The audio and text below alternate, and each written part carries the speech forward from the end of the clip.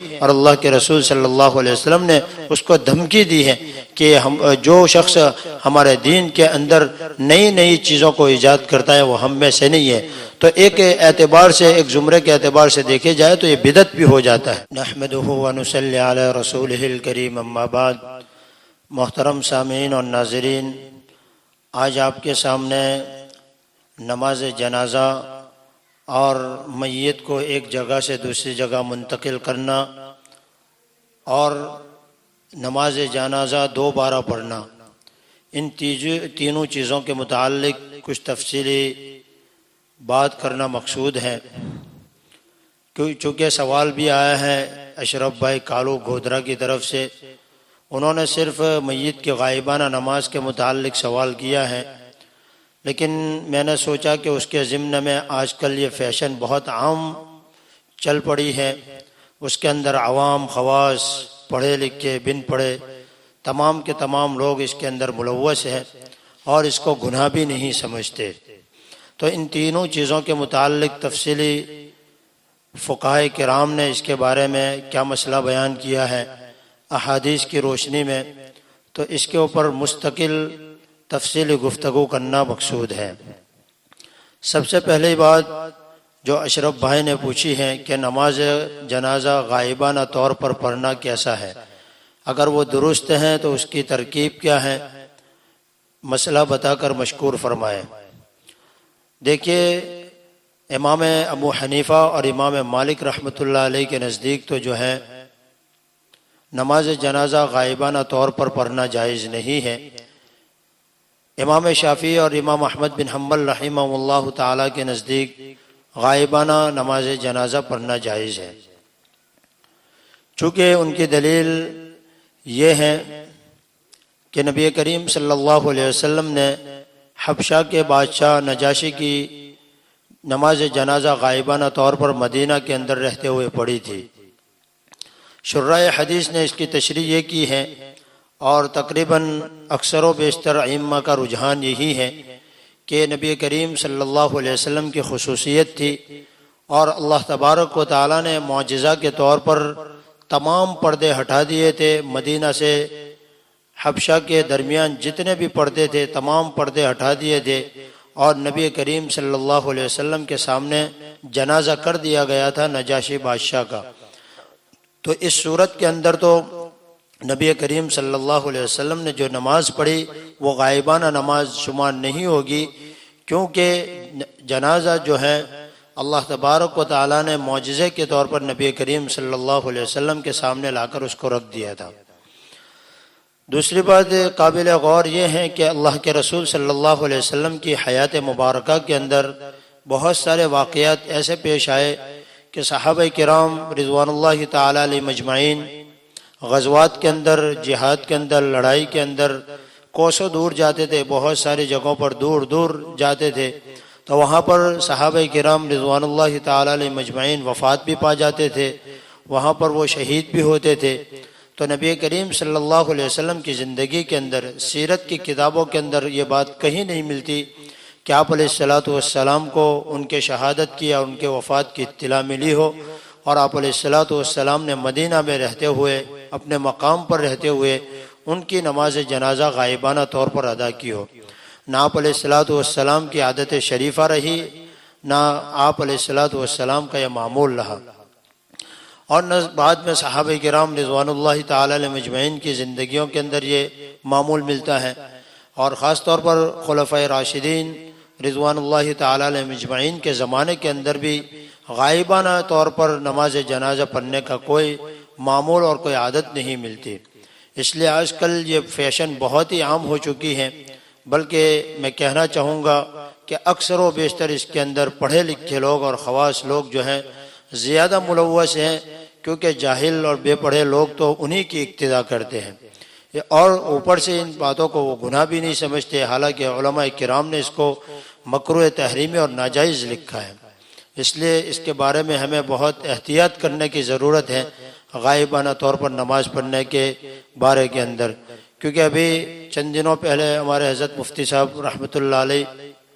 کا انتقال ہوا، ان سے متعلق بھی کئی جگہوں سے ہمارے اوپر فون بھی آئے، کئی جگہوں پر یہ ہمیں سننے میں بھی ملا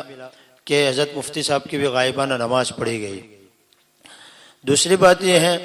کہ میت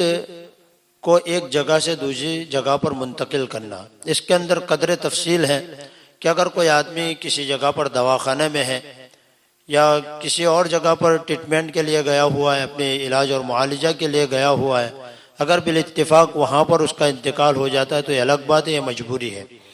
لیکن بہت ساری جگہوں پر ایسا ہوتا ہے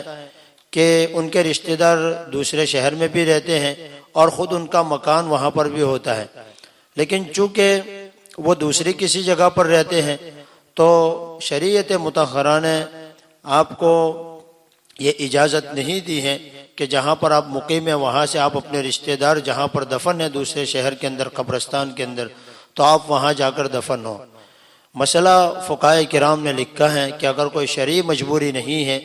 تو جہاں پر جس کا جہاں پر انتقال ہو جائے اس کو وہاں پر ہی دفنا دیا جائے۔ شریعت نے میت کو ایک جگہ سے دوسری جگہ پر منتقل کرنے کو مکروہ تحریمی اور ناجائز لکھا ہے۔ اب شرعی مجبوری کیا ہے تو فقہائے کرام نے اس کی مثال یہ بیان کی ہے کہ مثال کے طور پر اگر کسی آدمی کی جگہ کے اندر کسی کو دفن کر دیا گیا اس کی اجازت کے بغیر، اگر وہ آدمی نہیں مانتا کہ بھئی یہاں سے ان کی قبر کو ختم کرو اور کسی دوسری جگہ پر منتقل کر دو تو یہ الگ بات ہے۔ اگر وہ راضی ہو جاتا ہے تو اس حالت میں بھی پھر وہاں سے منتقل کرنا جائز اور درست نہیں ہوگا، لیکن اگر وہ راضی نہیں ہوتا ہے وہاں پر اس کو دفن ہونے کے بعد رہنے دینے کے لیے تو پھر یہ شرعی مجبوری ہے، اس صورت کے اندر وہاں سے اس کو منتقل کرنے کی اجازت ہے۔ اور اس سلسلے کے اندر اللہ کے رسول صلی اللہ علیہ وسلم کا ایک عمل ہمیں سیرت کی کتابوں میں اور تاریخ کی کتابوں کے اندر ملتا ہے کہ شہدائے احد جن کی فضیلت کتنی بڑی فضیلت کہ احد کی لڑائی کے اندر 70 صحابہ شہید ہوئے۔ اب احد اور مسجد نبوی کے درمیان اگر ہم فاصلہ دیکھنے جائیں، الحمدللہ اس عاجز کے 2 سفر حرم مکی اور حرم مدنی کے ہو چکے ہیں، اور حرم مدنی سے یعنی مسجد نبوی سے میں الحمدللہ قبلتین تک 2 مرتبہ پیدل بھی گیا ہوں، تقریباً 3 کلومیٹر کا فاصلہ ہے میرے انداز سے، میرے خیال سے، کیونکہ ہم گئے ہیں اور تو ہم نے وہاں پہ اندازہ لگایا تو اللہ کے رسول صلی اللہ علیہ وسلم نے جو صحابہ کرام رضوان اللہ تعالی علیہ مجمعین احد کی لڑائی کے اندر شہید ہوئے تو اللہ کے رسول صلی اللہ علیہ وسلم ان کو منتقل کر کے جنت البقیع کے اندر بھی ان کو دفن کر سکتے تھے، کیونکہ نبی کریم صلی اللہ علیہ وسلم کے زبانی احادیث کے اندر جنت البقیع میں دفن ہونے والوں کے لیے بہت بڑے فضائل بھی بیان کیے گئے ہیں۔ اس کے باوجود اللہ کے رسول صلی اللہ علیہ وسلم نے ان صحابہ کرام کو جنت البقیع کے اندر منتقل نہ کرتے ہوئے وہیں پر جو لوگ گئے ہیں ان لوگوں کو پتہ ہے کہ ان صحابہ کرام رضوان اللہ تعالی علیہ مجمعین کی قبروں کو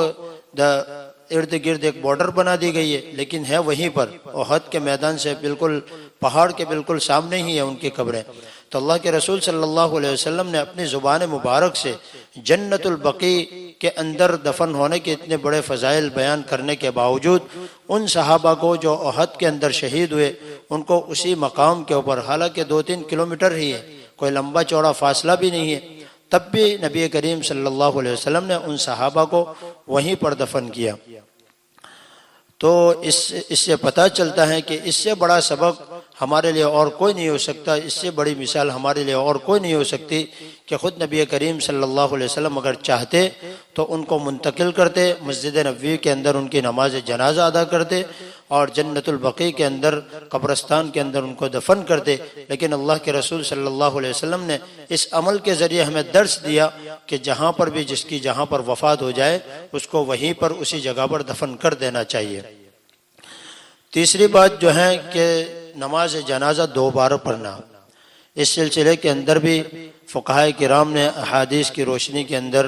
یہ بات بیان کی ہے کہ 1 مرتبہ نماز جنازہ اگر میت کے رشتہ دار قریبی رشتہ دار اس کو ادا کر لیتے ہیں